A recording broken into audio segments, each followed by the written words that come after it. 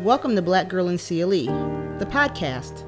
I am your host, Shayna Black, and in each episode, my special guest and I will talk about local events, the topic of access in Cleveland, and sometimes we'll just talk about some cool people who are doing cool things in the greater Cleveland area. I'll introduce you to this week's guest right after this. Hey everyone, welcome to the show. I'm your host, Shayna Black, and today my host is very special. I always have a very special guest, but my very special guest today is Monique Dorsainvil. Did I say that right? Please say I said that right. Yeah, very close. Dorsainvil. And she is the director of public policy at Facebook. Yes, Facebook, the Facebook. Welcome to the show. Shayna, thank you so much for having me. Of course. So what is the director of public policy? Like, what do you do? What does that mean? I will break it down. So I sit on our external affairs public policy team at Facebook. And really my day-to-day is working with engagement. So third-party think tanks, advocacy organizations, nonpartisan civil rights organizations. Prior to joining Facebook, I served in the Obama administration for 7.5 years, most recently working with Valerie Jarrett in public engagement and intergovernmental affairs. So really the goal of my work is to bring third-party groups into conversations on policy, on product, and really making sure that we have a diverse set of experts that are giving the company advice and recommendations on issues like privacy and election security and how we work with the small business community. So that is my day-to-day at Facebook. Okay. So let's talk about kind of some of those concerns, because I know we're looking more so at privacy for, we're going to talk about small businesses, but when we think about some of the things with privacy and all the things that you just mentioned, for the lay person that just is a user of Facebook, what is that, like, what do you guys have cooking, or how are you helping us as users by you being in that job? Absolutely. I think one of the ways that our roles are really interesting on the public policy side, I think that one, it's really just getting people information, right? I think getting people authoritative information is incredibly important. So one, we have a newsroom at Facebook where we regularly post updates.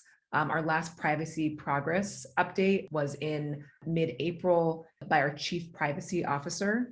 And really, this is about elevating the transparency of our privacy efforts. I think everyone that is using social media platforms needs to understand what the privacy policies are that really protect you as a user, that protect your data.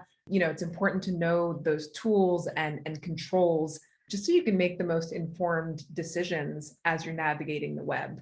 So I think people like me within Facebook, really it's about connecting with communities to make sure that they have that information, but also being on the receiving end of questions that people have about our privacy policy, questions that people have about different products that we're launching and the privacy features of those products. So my team brings in organizations, we do regular briefings, and trainings to make sure that people are as informed as possible. And where there are questions, we provide answers. Very cool. So how do people find the newsroom that you mentioned?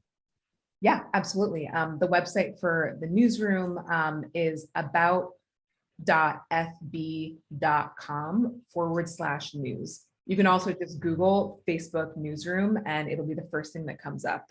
There's a great search function in there. So if you put in privacy, you will get a post by Erin Egan, who is our chief privacy officer, and you will get recaps of all of our privacy updates over the past few years. Perfect. And we'll put that link in our show notes so that people can go back to it and find it directly. So let's move forward. You said you mentioned small businesses. Was that a passion of yours, or it just like that's kind of where you were assigned to do the work today? So it's interesting. My mom, one of the first jobs she owned a juice bar in Family Fitness. Now I think they're called 24 Hour Fitness. In any case, this was the 80s. And, my mom was a younger Black woman in her early 30s. This was shortly after she had me. And that was how she really built the foundation for our family. And so when I think about small businesses are really like the lifeline of this country. When I think about immigrants who moved to this country, when I think about, folks building from the ground up, when I think about people who create community and create experiences, so many of those memories are happening within small businesses. So I feel so lucky that part of my team's responsibility at Facebook is the opportunity to work with the small business community and really to support small businesses and provide tools as folks are using both Facebook and Instagram to grow their businesses and to create more visibility around their products and around their services. We've done a lot of focus on minority-owned small businesses. As you know, Black businesses were disproportionately affected by the pandemic. And so we've put a lot of emphasis there to make sure that we're providing tools, grant opportunities, and funding opportunities for small business owners. Is there a way for people that maybe aren't hearing about the grants to find out about that? Is that also in that newsroom? So I'll point folks to a different resource. We have a business hub. So the link there is www.facebook.com/hubs/economic_portal. And I will send you the link so we can put it in the show notes. But we've rolled out a number of new tools and resources to help small businesses. Recently, we introduced the really small business funding. So resources on Facebook that connect small business owners with purpose-driven grants and loan opportunities. So those opportunities can be found at the portal that I just mentioned. We also just last week, we expanded a really interesting program called the Facebook Invoice Fast Track Program. So beginning October 1st, eligible US-based small businesses will have the opportunity to get cash immediately for the goods and services they've invoiced their customers for, instead of waiting 60 days, 120 days, which is the period that normally takes folks to get paid. So we're going to be funding 100 million in invoices on an ongoing basis. Nice. I know for small business owners, not having capital tied up is really, really consequential when you're trying to get new orders out. Our COO, Sheryl Sandberg, recently published an op-ed, and she said, she was hearing firsthand from our small business vendors in the early days of the pandemic that they were struggling with cash flow. They told us that, this was often because their invoices were rarely paid on time, and that really matters. And so that was really what inspired Jason Tremieux, our head of supplier diversity, to introduce this idea within the company. And I was so excited when our leadership said, yeah, this is something we should do. Let's move forward. So are there certain types of, do you have to be a supplier of Facebook, or are you going to support businesses across the board with invoices? Businesses that apply across for it, or that apply for it, or? Exactly. There is an application process, and I'll just share the link there as well. That one's www.facebook.com/business/invoice-fast-track. And so all of the information on how to apply and sign up and get involved is on that link. Cool. So let's go back to, we're talking about kind of Facebook's commitment to small businesses and minority businesses. I was going to ask you, you've already kind of answered the why.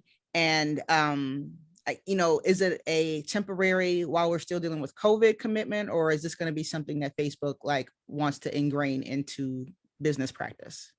No, this is absolutely something that Facebook has ingrained in business practice. So these programs that are COVID specific were in response to the pandemic. Prior to the pandemic, we've had a number of different programs for small business owners. There is a lot that we do around the holiday season that I'm really excited about. I think a lot of research shows that 1/5 of small and medium-sized businesses make more than half of their annual revenue in the last 3 months of the year.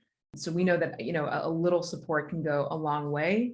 And so we have a number of grant programs, we have training programs, we have programs specifically for minority-owned business owners, for women-owned small business owners, and these go beyond COVID, and many of these programs were there before COVID started.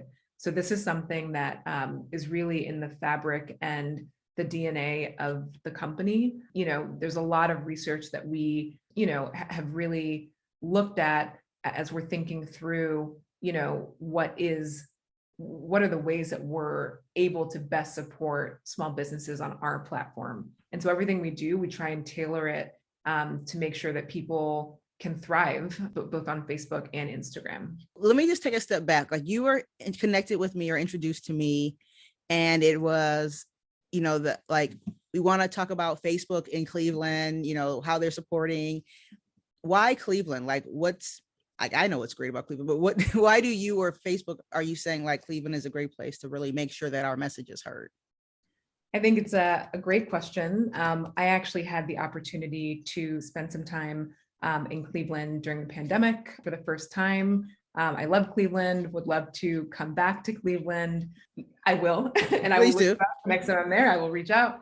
I think one thing that, really stood out to me when I was there is that Cleveland is a proud city with, just a proud history. And, the city and the larger kind of Northeast Ohio region is home to so many key industries.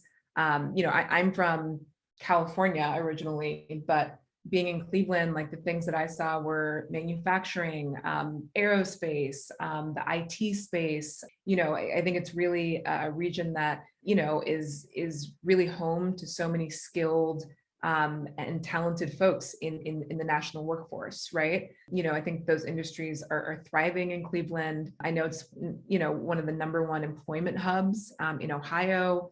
I know that in turn helps small businesses in Cleveland thrive. Just in my time there and just doing a little bit of research, I know that, Cleveland is home to nearly 300 restaurants, over 200 retail locations and boutiques. And so when you look at the business environment in Cleveland, the city is certainly living up to the motto that I heard around progress and prosperity. So I think, the more we're doing in Cleveland, the better. We do trainings across the country, including in Cleveland. So the next time Facebook is in Cleveland, I will make sure that you have all that information so that folks can join if they're open to it. Great, thank you. I definitely. So let's talk about more of the business end. Like you said, you guys have come for training, and I know for many small business people, they're juggling everything, their supply, their inventory, making sales. And I think the first rudimentary connection with Facebook is pages and groups. But from what you've already said, there's so much more. What are some of the other products or support ways that business owners can use Facebook effectively? It's a great question. And the thing that comes top of mind for me is our small business network. It's called the Boost Leaders Network. This network helps business owners with everything from advertising on the platform to assisting them with promoting their business in the media and preparing for interviews. Anyone who's interested in joining the Leaders Network can simply search Facebook Boost Leaders Network on the site, and they'll be directed to a page where a business owner can apply to join. In addition to the network, there are a number of free tools and resources available in our Business Help Center. That's another link that I will share with you after we speak, so we can include show notes. But that can also be found just by a simple search on the platform. Very cool. So as business owners are using the tools, I've often heard people get frustrated and say, like, they think it's all bots back there. So I'm glad you're here to see that you're not a bot. And they're getting frustrated. Like, why should they continue to pursue Facebook? Like they like, what's the words of hope to not give up or be frustrated with Facebook? Yeah, I mean, when I think about Facebook, and working here has really allowed me to see a whole other dimension of the company. But when I think about Facebook, I think about our core mission, which really revolves around building community. I think about family that am not able to see in person during the pandemic. I actually just went back to California for the first time and saw my mom last month for the first time in almost 2 years.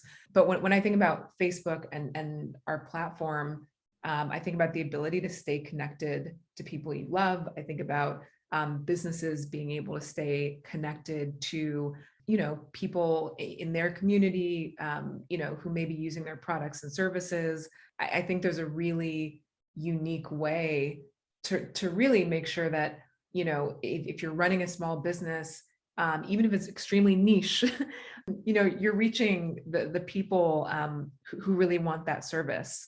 And so I think what I'll say, being at the company is filled with real people, real people who really care, right? That was one of the things that drove me to work at the company. And, you say, why Facebook? That's the question that I had to ask myself after leaving the White House.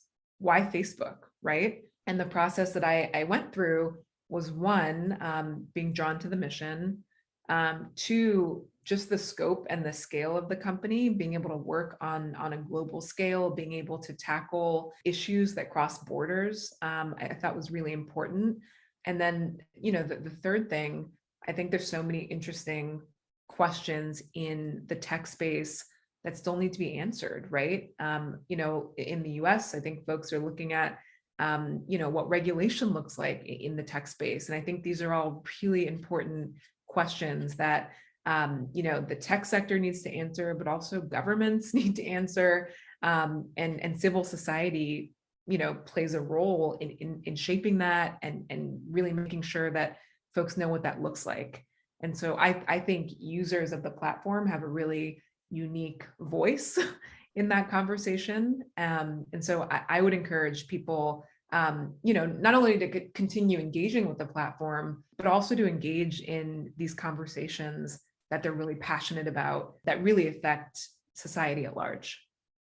Thinking about kind of what you just said and moving into like engaging in conversation, engaging into these communities, there's been stories of people that, like getting in the comments. The comments may not be a safe space for people. Like people have gotten into arguments in comments or what have you. How is safe Facebook, or what is Facebook doing to make sure like people's privacy is protected? Because that's one thing that people always talk about, like, is our information private, or making sure that people feel safe to and continue to engage in conversations. Yeah, I mean, I spoke a little bit about privacy on the front end, because privacy is one of the most important tenets that the company ascribes by. I would also say the other thing that comes hand in hand here is safety, right? So one, I think it's really important for folks to report content online. I think whether you yourself are experiencing this or you see someone experiencing this, being able to report in app when you see any violation of our community standards, I think is incredibly important.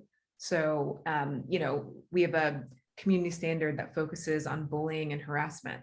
That should not be taking place on our platform. And so, when people engage in that activity, it's important to report it so that it can be reviewed and it can come down. We have an entire vertical within the public policy team that just focuses on safety. In late June, we put out some work that we did specifically around women's safety. So what I really would encourage folks to engage with our newsroom and to read our privacy updates, to read the safety updates, and if additional resources are needed, I'm happy to dig in and share those with you so we can get those to the folks who are listening. Cool. So let me just kind of rephrase or re-ask that question on the privacy and the safety piece, because that is huge. How often are you guys, doubling down or refreshing, or for lack of a better term, like stepping the game up to make sure folks are safe? The company is consistently monitoring the platform. There are millions of pieces of content posted per day. But over the past, I've been here for 4 years. the amount of investment that the company has made just in content moderation and in hiring people with security backgrounds who are monitoring content has been exponential. If we look at our newsroom, I'd say every month or so, there's a new update on how we're focusing on privacy. So I think the bottom line is that this is not something that we take our foot off the pedal on. This is something that is a laser focus for not only our CEO and our COO, but also for our security teams in the US and around the world. Okay. Let me kind of switch gears and go back to the small business folk. And the question I'm thinking about is algorithm. That's a word that if you have a small business, it's something that we constantly hear about, even if it's not necessarily you guys changing it, but it's often, oh my goodness, Facebook, Instagram is changing the algorithm.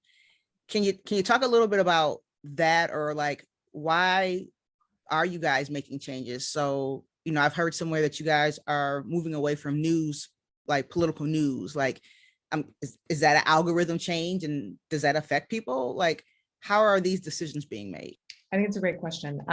And so one of the things that our CEO talks about quite a bit is making sure that we're listening to users.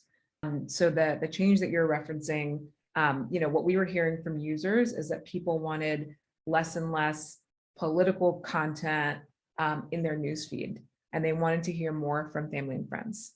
So that is a change that we made.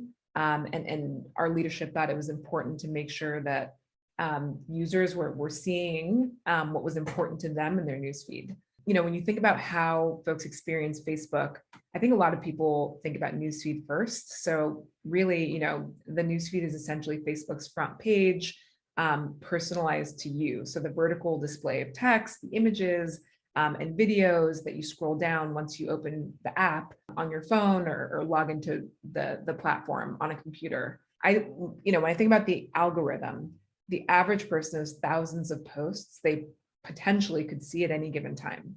So to help people find the content that they will find most meaningful or relevant, Facebook uses a process called ranking, which orders the posts in someone's feed, putting things that we think that folks will find most meaningful to the top, right? So the idea is that, this will result in content from, your best friend being placed high in your newsfeed, while content from an acquaintance you met several years ago would be much lower. When, thinking about the algorithm, every piece of content that could potentially featured, that could be potentially featured, including posts you haven't seen from friends, pages you follow, groups you join, everything goes through the ranking process I just described.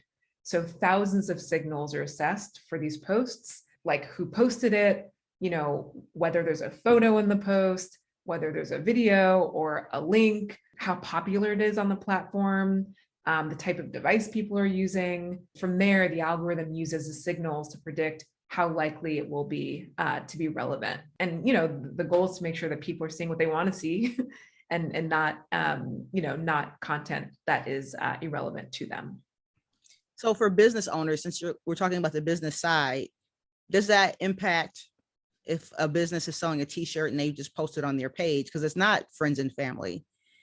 Is that ranked differently? And I don't know if that's your department or not, but is it ranked differently, or is it kind of just held the same stature? Like, well, it's got a picture, it's a business, they follow the page, put it number one. Now you need me to get my technical people in here. Next call, that's fine. This is not my area. Okay. But it is something that I can check in with our newsfeed team and circle back with you on. Okay. And the reason I asked that is because I've seen, and I know some small businesses that are spending money on products that swear like, we're going to teach you how to cheat the algorithm or how to get your post seen, or, whenever. And the reason, like, I think for me on the user side or on the business side is we only hear the word algorithm. While there's an algorithm that's always happening, we only hear it in a negative connotation, like, oh my goodness, no one's going to ever see your post about your new t-shirt. And then there's somebody saying, but I can teach you how to hack it. I can teach you how to do this.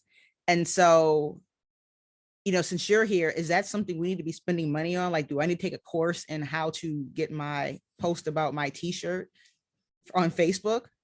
Or I are the tools inside the things you guys have already created? Yeah, I'm not going to tell you to take a course. But what I will say is that anytime we make updates to our algorithm, transparency is a really big part of how we operate. And so we are posting updates on our newsroom. So the change that you mentioned when you asked the question around people seeing more content from their family and friends versus political content, we have a newsroom post blog that really breaks down why that's the case. So I will encourage folks to truly use the newsroom as a resource, because to your point, it is really important to stay up to date as folks are figuring out, the composition of their business pages and, which groups they join and which posts to really focus on. So I would say that really following trends and making sure that you're informed about any changes we make is certainly important. And we do provide that information. Okay. So tell me this, and I know we're gonna run out of time soon. You said you mentioned that you had been at Facebook about 4 years. What's something that you've done that you're just really proud of the work you did? The thing that I'm the most proud of at Facebook is helping to steer and guide our civil rights audit process. I joined Facebook, it was four years ago in early September. One of the most important things that was clear to me when I got there, a lot of the advocacy organizations that I worked with were raising really important concerns. A lot of those concerns were around election security, privacy, misinformation, and they were really raising these concerns through a civil rights lens. So I was fortunate enough to work very closely with Laura Murphy, who is a brilliant civil rights and civil liberties leader. She was at the ACLU for a number of years and did really transformational work at Airbnb. Airbnb had a number of issues where they had hosts discriminating against folks on the platform. And they worked with Laura to essentially write an anti-discrimination policy. And so, in my first year at Facebook, I approached Laura to see if she would be open to working with Facebook in a similar capacity to look at product and policy through an anti-discrimination lens. Laura joined Facebook and led a civil rights audit over the course of a year and a half. She published 3 external facing reports in partnership with a brilliant woman named Megan Kakesi at Relman, Dane and Colfax, a renowned civil rights law firm. And, one of the most important things that Laura and Megan really achieved through the audit was strengthening the company's voter suppression policies. They also created a census misinformation policy. For me, when I think about equity and rights, it's really important to make sure that you have diverse voices at the table when you're having these policy discussions. I think who's at the table directly impacts the outcome that you're going to get. And so just having that opportunity to work closely with Laura, Megan, and a really brilliant core team inside of Facebook, that is my proudest work at the company. And it was really amazing. One of the biggest results of the audit was the ability to bring on a civil rights team. And so Roy Austin, former DOJ under the Obama administration, joined Facebook in January as the company's first vice president of civil rights. He has built a team of 9. So folks focused on elections, product work, algorithmic fairness. And to me, that's how you create change, structural change over time. So it was really important not just to do the audit, but to figure out, okay, after the audit is over and Laura has provided these recommendations, who's going to lead that work within the company and what is that strategy going to look like? And now we have a brilliant team leading those efforts. Great.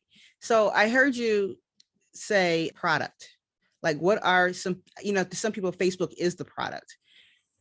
what are products within the product of Facebook, if that makes sense. Yeah, it does.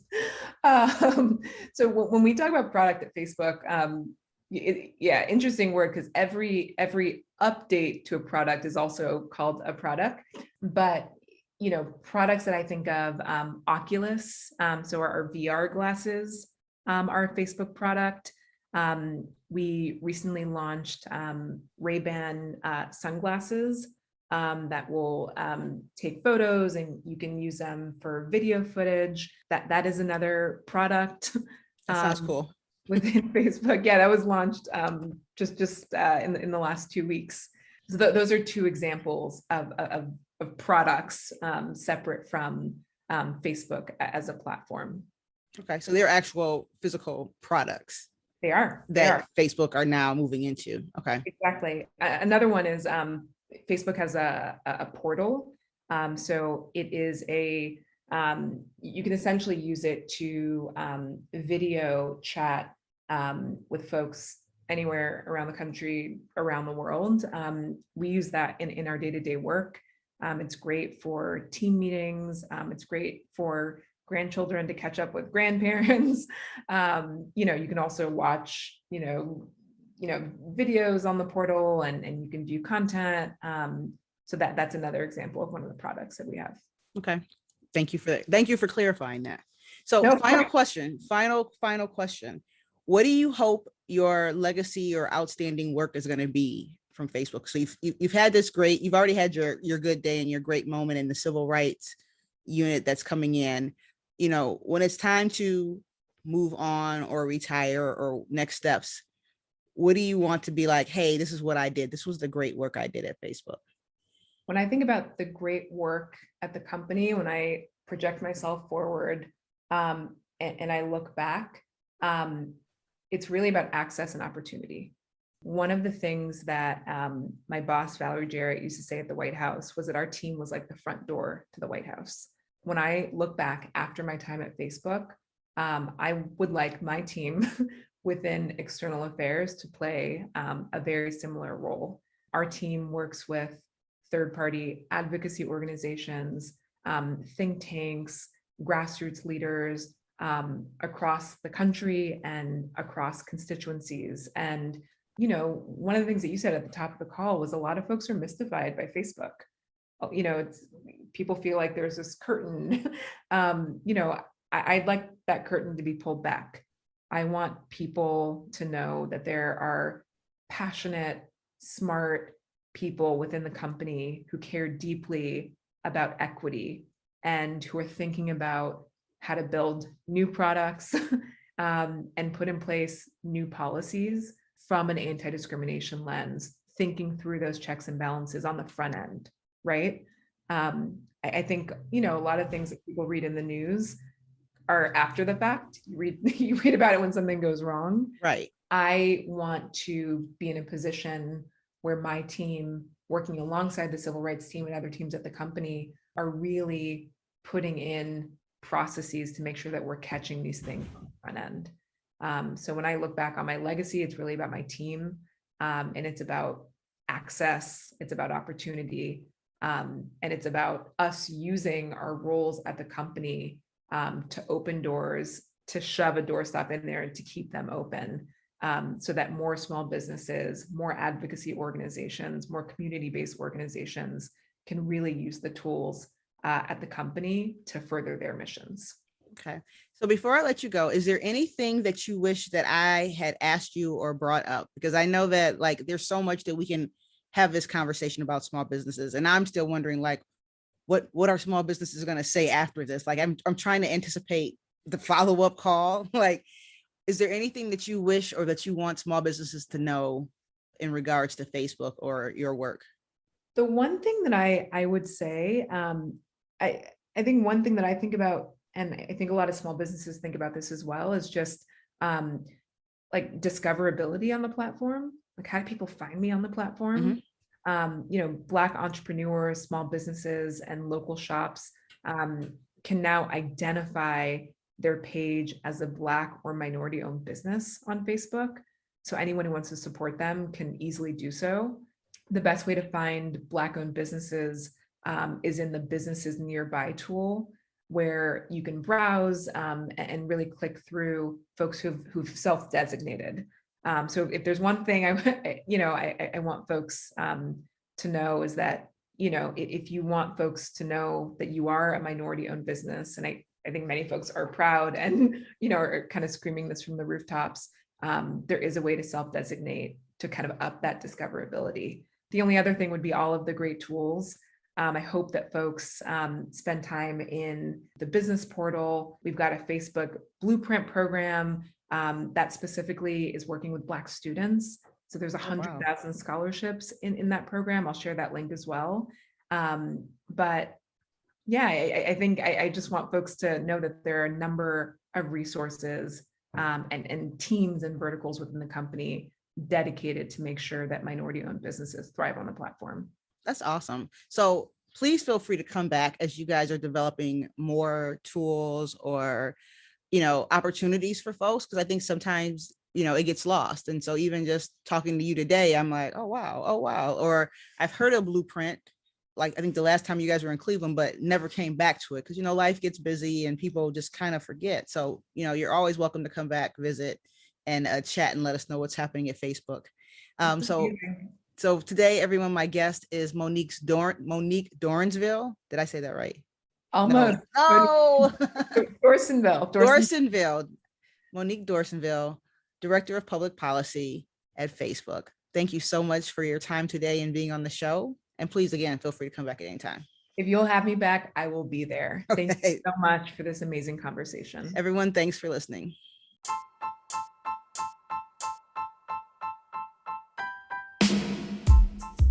Thank you for listening to this episode of Black Girl in CLE, the podcast. Please check us out online at www.blackgirlincle.com and like and follow us on Facebook, Twitter, and Instagram at blackgirlincle. This podcast was recorded in Cleveland, Ohio, with post-production by the talented interns at Black Girl Media. Copyright 2019, all rights reserved and retained by Black Girl Media, LLC. Talk to you next time.